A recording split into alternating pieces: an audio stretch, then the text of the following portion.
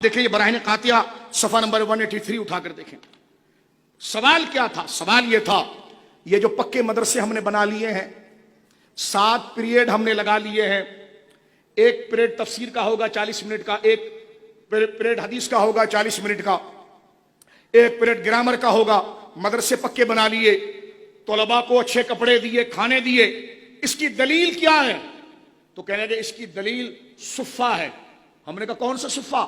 کہنے لگے جو حضور نے مدرسہ جو بنایا تھا. ہم نے کہا وہ تو صرف ایک چبوترا تھا درخت کے نیچے. اب ہم دیکھیے یہاں پر اصل بتا رہے ہیں کہ میلاد میں اصل یہ حدیثیں ہیں. کہتے وہ تو صرف بیٹھ کر رہے تھے، آپ یہ سب کیا کر رہے ہیں؟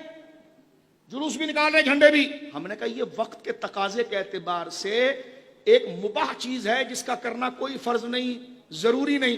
اگر اس جائز طریقے سے اگر جلوس ناجائز ہے تو پھر یہ سارے جلوس ناجائز ہوں گے جو آپ نکالتے ہیں. یہ ایک سماجی طریقہ ہے کسی کی تعظیم کے اظہار کا، تو اس کو استعمال کیا جا رہا ہے لوگوں کے دلوں میں حضور کی عزت بٹھانے کے لیے. اصل مقصد چراغا جھنڈا نہیں ہے، اصل ہمارا مقصد مسلمانوں کا جلوس نہیں ہے، اصل مقصد ہے عزت رسول. ہم ہر اس چیز کو استعمال کریں گے جس کے ذریعے یوتھ اور زمانے کے سامنے مقام مصطفیٰ اور عظمت مصطفیٰ وہاں تک پہنچ جائے. سمپل کانسیپٹ ہے، اصل یہ نہیں ہے، اصل ذکر رسول ہے.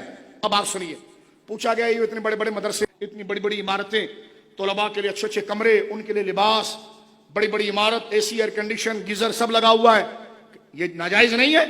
کیونکہ آپ جو چندہ مانگ رہے ہیں، ہر دیوار کے لیے چندہ مانگ رہے ہیں، پنکھے کے لیے چندہ مانگ رہے ہیں، ثواب کی نیت سے مانگ رہے ہیں، تو یہ ناجائز نہیں ہے؟ کہنے لگے کیوں ناجائز ہے؟ یہ تو حضور کے دور میں بھی تھا. ہم نے کہا حضور کے دور میں کہاں تھا؟ کہنے لگے وہ صفا کا جو مدرسہ تھا سب سے پہلے، تو ہم نے کہا وہ تو صرف ایک چبوترا تھا. توجہ ہے آپ کی؟ وہ صرف ایک چبوترا تھا درخت کے نیچے. اس کی صورت اور اس کی، کہتے اس میلاد اور اس میلاد میں بڑا فرق ہے.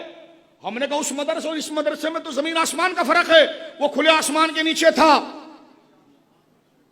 نہ کوئی چھت تھی، نہ دیوار تھی، نہ کوئی دروازہ تھا.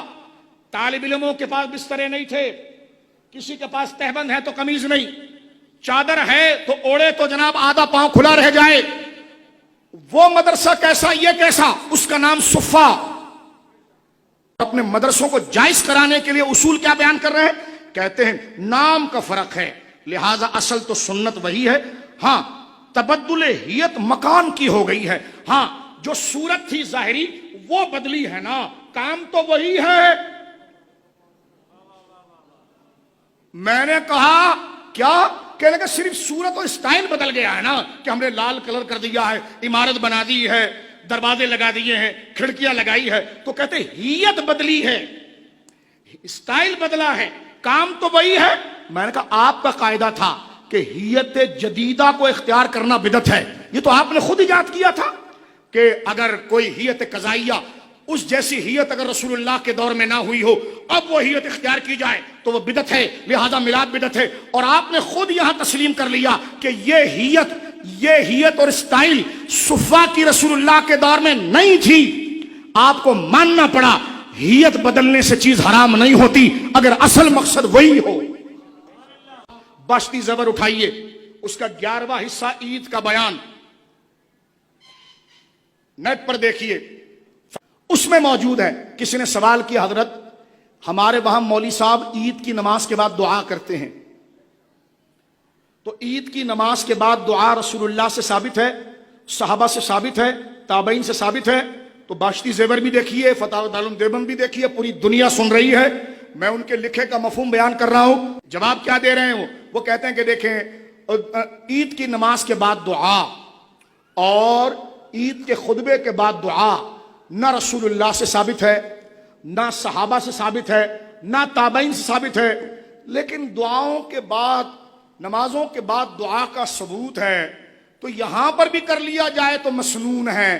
میں نے کہا تم تو کہتے تھے جو کام صحابہ نہ کرے وہ گناہ کا ہوتا ہے. تھانوی صاحب تو اس کو مسنون تک پہنچا رہے ہیں، کہہ رہے ہیں کہ صحابہ نہیں کر رہے پھر بھی جائز ہے. میں سوچتا رہا یار، نماز جنازہ کے بعد دعا جب ہم کرتے ہیں تو یہ پوچھتے ہیں صحابہ نے کیا، لیکن اس وقت جب عید کی نماز کے بعد کی دعا کی بات آتی ہے تو خود ہی جواب دے دیتے ہیں صحابہ نے نہیں کیا لیکن کام تو اچھا ہے نا، کرنے میں کیا ہے. میں نے کہا سوال ہو رہا ہے کسی مصیبت کے وقت بخاری شریف کا ختم کرنا قرون ثلاثہ سے ثابت ہے اور یہ بدعت ہے یا نہیں؟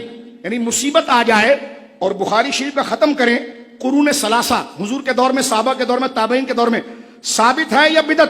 جواب، قرون ثلاثہ میں بخاری نہیں لکھی گئی تھی، مگر اس کا ختم درست ہے کہ ذکر خیر ہے، ذکر خیر کے بعد دعا قبول ہو جاتی ہے اور اس کا اصل شرع سے ثابت ہے، بدعت نہیں۔ یعنی حضور سید عالم کا ذکر میلاد کا کیا۔ اب آپ دیکھیں کہ بخاری شریف مصیبت کو ہٹانے کے لیے بخاری شریف کا ختم کر کے دعا کرنا یہ قرون ثلاثہ میں تھا یا بدعت ہے؟ صحابہ نے کیا یا بدعت ہے؟ تو خود لکھتے ہیں حضور کے یعنی میلاد تو تھا، لیکن یہاں خود مان رہے ہیں کہ بخاری نہیں تھی۔ یہ میں نے ابھی آپ کے سامنے فتاوی رشیدیہ پڑھا، کہتے ہیں قرون ثلاثہ میں بخاری تالیف نہیں ہوئی، نہیں لکھی گئی، جبکہ حدیثیں تو حضور کے سامنے کی موجود ہے میلاد کی۔ اب بخاری شریف تالیف نہیں ہوئی، بخاری کا وجود نہیں تھا صحابہ کے دور میں، مگر اس کا ختم پھر بھی درست ہے۔ تو میں نے کہا وہ صحابہ والی قید کہاں گئی؟ قاعدہ تو خود ہی آپ نے ختم کر دیا۔